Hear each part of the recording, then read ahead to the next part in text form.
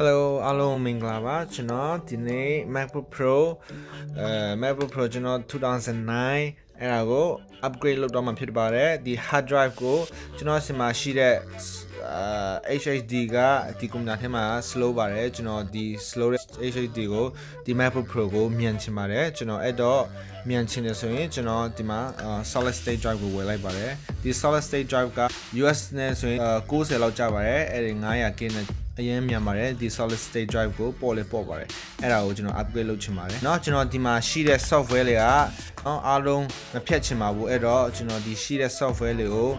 ဒီ solid state ထဲမှာအားလုံး transfer လုပ်ချင်ပါတယ်သူရဲ့ system OS file တွေကိုအားလုံးကျွန်တော် transfer လုပ်မှာဖြစ်ပါတယ်ကျွန်တော်တို့ဒီ computer ကို join ဖို့အတွက်ကျွန်တော်တို့ဒီ adapter လိုပါတယ်ဒီ adapter လေးက SSD drive ကို connect လုပ်ဖို့အပေါက်တစ်ခုရှိပါတယ်နောက်ပြီးဒီက USB drive เนาะဒီမှာဒီပေါက်ကိုဒီလို join ရပါတယ်နောက်ပြီး okay ကျွန်တော်တို့ join ပြီးရင်ဒီကွန်ပျူတာထဲမှာ join မှာပါနော်အဲ့ဒါကို SSD ထဲကိုအဲ့ဒီကို SSD ထဲကို join မှာပါเนาะကျွန်တော်ပေးထားတဲ့ link description မှာဒီ link ကို website ကိုတွားလိုက်ပါကျွန်တော်တို့ download ရမှာဖြစ်ပါတယ် download ပြီးဒီများလေးညမှာနေလိုက်ပြီး show in folder ကိုနေလိုက်ပါကျွန်တော်တို့ download ထားတဲ့ folder ကိုပြလာပါပြီ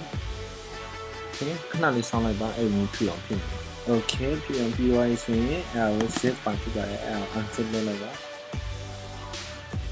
โอเคဆက်လာပြီတရားကိုကျွန်တော်တို့ application မှာထည့်လိုက်မှာပါဒီ application မှာထည့်ရပါတယ်เนาะဒီ application ရောက်သွားပြီโอเคကျွန်တော်တို့ဒီ application ကိုမဖွင့်ခင်မှာဒီ launchpad ကိုတွားပါ launchpad တွားပြီးဒီ other ညမှာเนาะ other ညမှာတွားပြီး this utility ကိုနှိပ်ပါ okay နှိပ်ပြီးရင်ကျွန်တော်တို့အခု join ထားတဲ့hard drive ကိုเนาะဒီမှာအတိဟုတ်တယ်အဲ့ဒါကိုကျွန်တော်တို့ format erase လုပ်မှာဖြစ်ပါတယ်เนาะဒီပထမဆုံးနှိပ်မှာ erase နှိပ်လိုက်ပါနှိပ်ပြီးရင် extended joining ကိုနှိပ်ပါနှိပ်ပြီးရင် erase နှိပ်လိုက်ပါเนาะအဲ့ erase လုပ်ပြီးတော့ပြီဆိုရင် okay erase လုပ်ပြီးတော့ပြီကျွန်တော်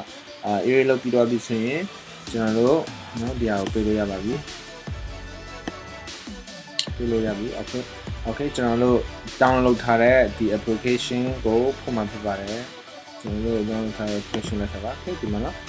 carbon copy counter ဆိုတဲ့ app ကိုအဲ့ဒါကိုနှိပ်လိုက်ပါနော် okay ကျွန်တော်ဖွင့်လိုက်ပြီနော် no thank you အဲ့ဒါချိန်မှာ no thank you နဲ့ပြီ okay try ခတ်တော့ရပါတယ် try ပါ okay funding activate test နော် destination ရှာမှာဖြစ်ပါတယ်နော်ပထမကျွန်တော်တို့စလုပ်မယ်ဆိုရင်click select source ဆိုတော့ဒီအောင် select လုပ်လိုက်မှာပါကျွန်တော်တို့ရဲ့ဒီဟုတ်ပါတယ်ဒီကဒီကွန်ပျူတာထဲမှာရှိတော့စားပါနော်အဲဒါကို destination ကိုရှာပါနော်ဒီထဲကို switch နေဆိုတော့ရှာပါအဲ့ထဲ switch ဝင်အဲဆိုရင်အဲ့ပြီးနော် clone ကိုနှိပ်လိုက်ပါclone နှိပ်လိုက်ပြီးဆိုရင်ခေါင်းလိုက်ရပါပြီအဲ့ဒါ continue anyway ဆိုနေလိုက်ပါเนาะအဲ့ဒါပြီးရင်အဲ့ပြီးရင်ဒီမှာတွားတဲ့ဥစ္စာကိုစောင်းလိုက်ပါเนาะစောင်းလိုက်ပြီးရင်အဲ့ကိုပြီးရပြီဆိုရင်ကျွန်တော်တို့ပိတ်လို့ရပါပြီကျွန်တော်ကပြီးတော့ဖြစ်တဲ့ကြောင့်မို့เนาะကွန်ပျူတာကိုပိတ်မယ်ကွန်ပျူတာပိတ်ပြီးရင်ဟို screw လေးကိုเนาะအားလုံးဖြုတ်လိုက်ပါဒီ screw လေးဒီဘေးနာ screw လေးကိုအားလုံး unscrew လုပ်လိုက်ပါအဲ့တော့ကျွန်တော်ဖွင့်လိုက်မယ်ကွန်ပျူတာကိုပထမအဆုံးဘာမှမလုပ်ခင်မှာဒီ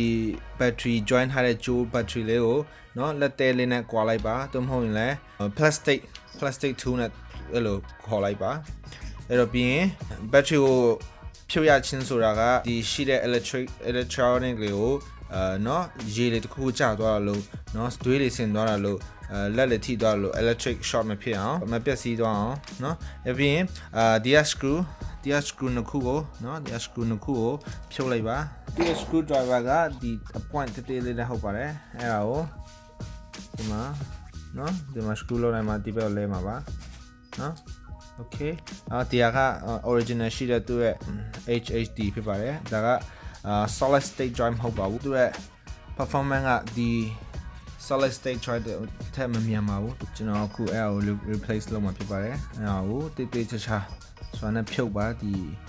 connect သူ့ရဲ့ hard drive connect လုပ်တဲ့ဥစ္စာ ဖြုတ်ပြီးတော့ဆိုရင် okay နော်ဒီကအဖုလေးခုရှိတဲ့ဥစ္စာကိုအဲ့ဒါကိုပြန်ယူမှာဖြစ်ပါတယ်ကျွန်တော်တို့ file transfer လုပ်ထားတဲ့ဥစ္စာလေးကိုကျွန်တော်အခုဒီ computer ထဲမှာ install လုပ်လိုက်မှာဖြစ်ပါတယ်ဒီအဖုလေးရှိတဲ့ဥစ္စာကိုဒီ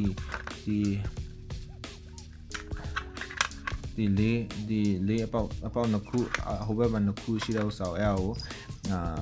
နတ်နဲ့ပြန်ပြီးပူလိုက်ပါဒီခဏဖြုတ်ထားတဲ့ဒီနတ်ကိုနော်တေချာသူ့ရဲ့ဒီအညွန်းလေးနဲ့နော်ထိအောင်အဲ့လိုဖုံးလိုက်ပါဖုံးပြီးရင် screw driver နဲ့ပြန်ပိတ်လိုက်ပါ